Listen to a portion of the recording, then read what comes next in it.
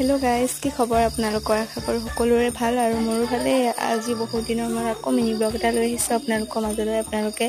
চাব বুলি আশা থাকিল লাষ্টলৈকে আৰু আজি মানুহজনে মই এটা মন্দিৰলৈ বুলি আহিলো যেহেতু আৰু এইটো মন্দিৰ বহুত ফেমাস আছে আপোনালোকে চিনি পাব পাৰে যেহেতু